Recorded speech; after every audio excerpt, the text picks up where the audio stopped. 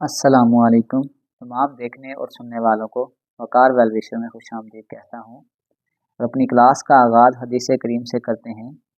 रसूलुल्लाह सल्लल्लाहु अलैहि वसल्लम ने फरमाया, क्या मैं तुम्हें जहन्नमी लोगों के बारे में ना बताऊं? हर सख्त मिजाज, बद इखलाक और तकब्बर करने वाला जहन्नमी है। प्यारे बच्चों, आज की क्लास में क्लास 9 फिजिक्स के चैप्टर 1 के टॉपिक साइंटिफिक नोटेशन और लेंथ मेजरिंग इंस्ट्रूमेंट को डिस्कस करेंगे। तो वीडियो को शुरू करने से पहले कमेंट सेक्शन में लाजमी बताएं कि आप हमारी वीडियो कहाँ से देख रहे हैं और आपके स्कूल में पढ़ते हैं। तो चलते हैं अपने टॉपिक की जानिब। Scientific notation it is very short way of representing very large और very small numbers. Writing otherwise, the value of these quantities take up much space. They are difficult to read. Their relative size are difficult to visualize and they are awkward to use in the calculation. Scientific notation आपके पास एक short method है numbers को लिखने का। जो बहुत ज़्यादा large number होते हैं या बहुत ज़्यादा स्मॉल नंबर होते हैं उसको हम इजीली लिख सकते हैं with the help of scientific notation. जब हम उनको पावर ऑफ टेंस में लिखते हैं तो उनको याद करना आसान हो जाता है और जो एरर के चांस होते हैं वो कम होते हैं। Their decimal place are more conveniently expressed as the power of 10. The numerical part of the quantity is written as the number from 1 to 9 multiplied by the whole number power of 10. To write number using scientific notation, move the decimal point until only one non-zero digits remain on the left. The count of the number place through which the decimal point is moved, and this is the number as the power of or exponent of 10. The average distance from the sun to earth is 138,000,000. अब देखें इस तरह का जो number है इसको read out करना मुश्किल होता है, लेकिन अगर मैं इसी को साइंटिफिक टर्म में लिखूंगा तो मैं लिख सकता हूँ 1.38, क्योंकि ये जो पॉइंट यहाँ पे है अगर इस पॉइंट को मैं नॉन जीरो डिजिट के पास लेकर जाऊंगा एटलीस्ट 1 तो यहाँ पे आ जाएगा। तो ये 1 और आगे इस डिजिट्स को काउंट करेंगे तो ये 8 है, तो ये आ जाएगा 10 multiply by 8 kilometre. The number of place decimal move to the left is expressed as the positive exponent.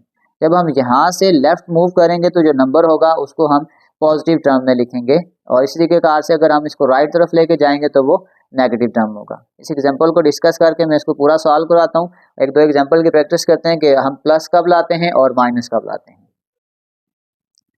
Diameter of hydrogen atom is about 0.0000000000052 meter. To write this number in scientific notation, the decimal point is moved.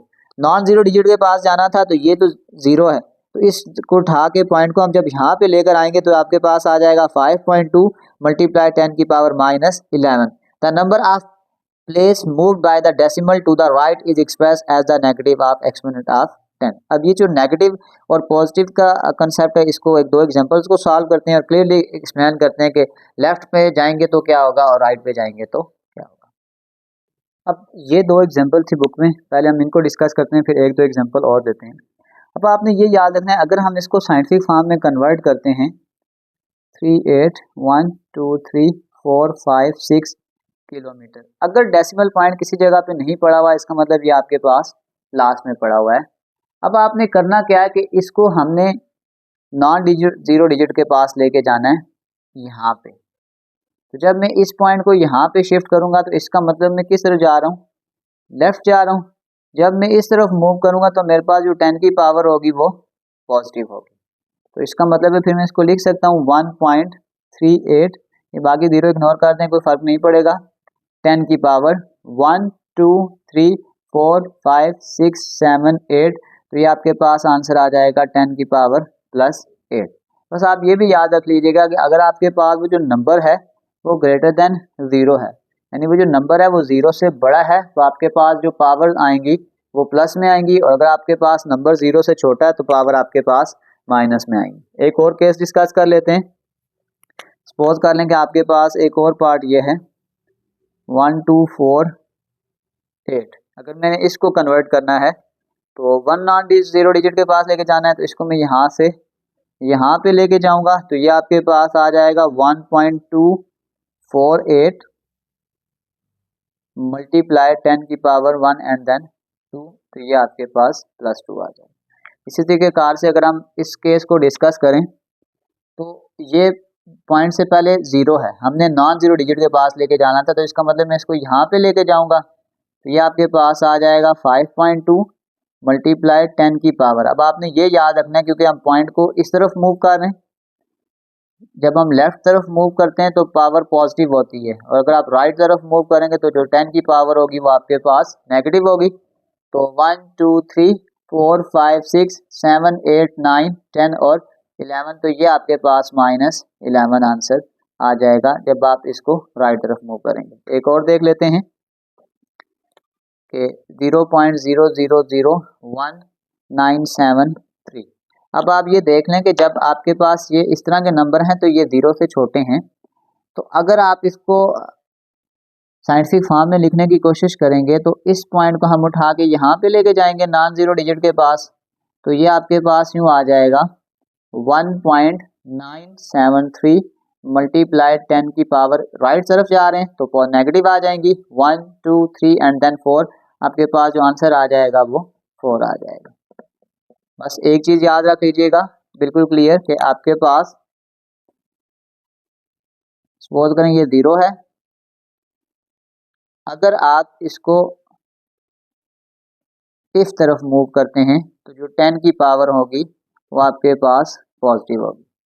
अगर आप 0 से इधर move कर रहे हैं, यानी जो point decimal point होगा अगर आप उसको इधर से इधर लेकर आ रहे हैं, और अगर इस पॉइंट को आप इधर से इधर मूव करेंगे तो फिर जो आपके पास 10 की पावर होंगी वो आपके पास नेगेटिव होंगी। बस ये रूल याद रख लें कि जब हम लेफ्ट तरफ जाएंगे तो 10 की पावर पॉजिटिव में आएंगी, और जब राइट तरफ जाएंगे तो 10 की पावर नेगेटिव में आएंगी। एक एग्जांपल है, इसको भी सॉल्व कर लेते हैं। एग्जांपल को सॉल्व करने से पहले ये एक पॉइंट है आपकी बुक में लिखा हुआ है, इसको याद रख लीजिएगा कि addition and subtraction of number is only possible if they have the same exponent, यानी कि अगर उनकी पावर सेम होगी तब हम उसमें एडिशन या सब्ट्रैक्शन कर सकते हैं। If they do not have the same exponent make them equal by the displacement of the position of the decimal point, यानी जो उनकी पावर्स होंगी उनके जो साइन होंगे उनको हम सेम करेंगे, फिर हम उसको प्लस या माइनस कर सकते हैं। तो अब हम सॉल्व करते हैं example number 1.1 and example number 1.2। अब अगर हम इस एग्जांपल को सॉल्व करें तो आप ये देख सकते हैं एक की पावर 10 की पावर 4 है और एक 10 की पावर 5 है। तो अब हमें करना ये पड़ेगा कि किसी तरीके कार से हमें दोनों की पावर सेम करनी पड़ेगी। तो अगर मैं इसको ऐसे लिख लूँ कि 5.123 मल्टीप्लाई 10 की पावर 4 प्लस, और अगर मैं इसको पावर 4 बनाऊंगा तो अगर मैं इस 3.28 को यूँ लिख लूँ 32.8, तो ये इसमें पॉइंट को यहाँ से यहाँ पे मूव किया तो ये आ जाएगा 10 की पावर -1 मल्टीप्लाई 10 की पावर 5 मीटर। तो नेक्स्ट स्टेप में ये आ जाएगा 5.123 मल्टीप्लाई 10 की पावर 4 प्लस 32.8 मल्टीप्लाई, ये मैं डायरेक्ट कर लेता हूँ कि 5 में से 1 निकालें तो ये आ जाएगा 10 की पावर 4। अब आप देख सकते हैं कि जो 10 की पावर 4 और ये 10 की पावर 4 जो इसकी एक्सपोनेंट है वो बराबर हो गई है। तो अब अगर मैं इसको कॉमन करना चाहूँ तो मैं दोनों से इसको क्या कर सकता हूँ, कॉमन कर सकता हूँ। अगर मैं इसको कॉमन कर लूँ 10 की पावर 4 मीटर को मैं दोनों से कॉमन कर लूँ तो ये आ जाएगा 5.123 प्लस 32.8, तो ये आ जाएगा 10 की पावर 4 m, और इस दोनों को जब आपस में आप मल्टीप्लाई करेंगे तो आ जाएगा 37.923। अगर मैं इसको साइंटिफिक फॉर्म में लिखने की कोशिश कर लूँ तो इस पॉइंट को मैं जब यहाँ से यहाँ पे लेकर आऊँगा तो ये आ जाएगा 3.7923 मल्टीप्लाई 10 की पावर 1, और ये 10 की power 4 meter as it is साथ लिख लें और इन दोनों को ऐड कर लें तो ये आ जाएगा 3.7923 मल्टीप्लाई 10 की पावर 5 मीटर। ये हमारे पास इसका कंप्लीट आंसर है। इसी तरीके से एग्जांपल बी भी सॉल्व करते हैं।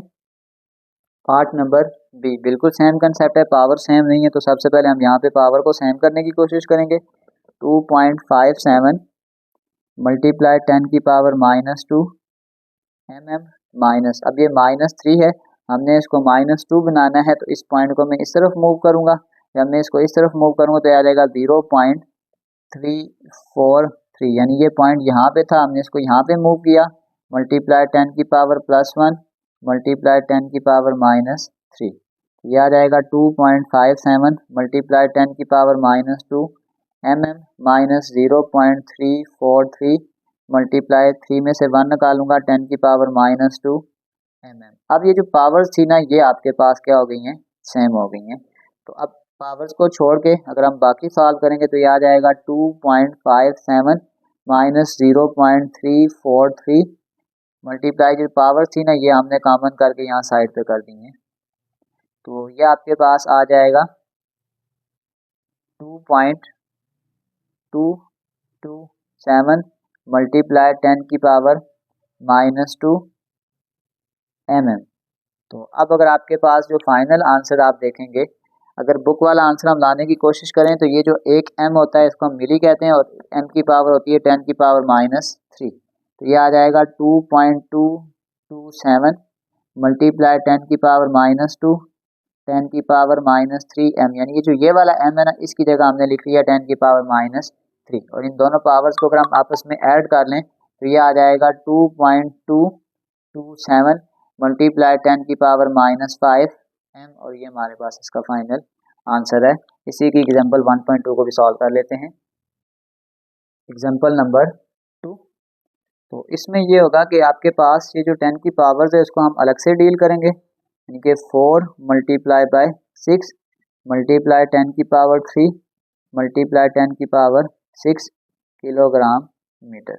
ये अलग से सॉल्व होगा, 6 4 24 आ जाएगा मल्टीप्लाई 10 की पावर बेसिस है में ऐड कर लें 3 + 6 किलोग्राम मीटर। और अगर मैं इसको यहाँ पे साइंटिफिक फॉर्म बनाऊंगा तो ये पॉइंट यहाँ पे यहाँ से यहाँ पे जब मैं इसको मूव करूँगा तो ये आ जाएगा 2.4 मल्टीप्लाई 10 की पावर 1 मल्टीप्लाई 10 की पावर 9 किलोग्राम मीटर। तो ये आ जाएगा 2.4 बेसिस है मैं इनको डायरेक्टली ऐड कर रहा हूँ 9 + 1 10, तो ये आपके पास आ जाएगा 10 की पावर 10 किलोग्राम मीटर। ये हमारे पास इसका आंसर है।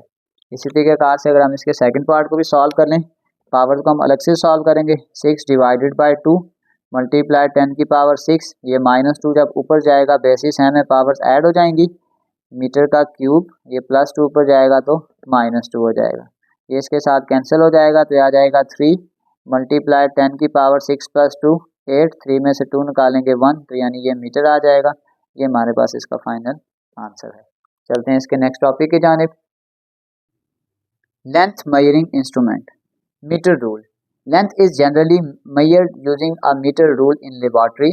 The smallest division on the meter scale is 1 mm, यानी जो कम से कम रीडिंग हम मीटर रूल से मेजर कर सकते हैं वो आपके पास आ जाता है 1 मिलीमीटर।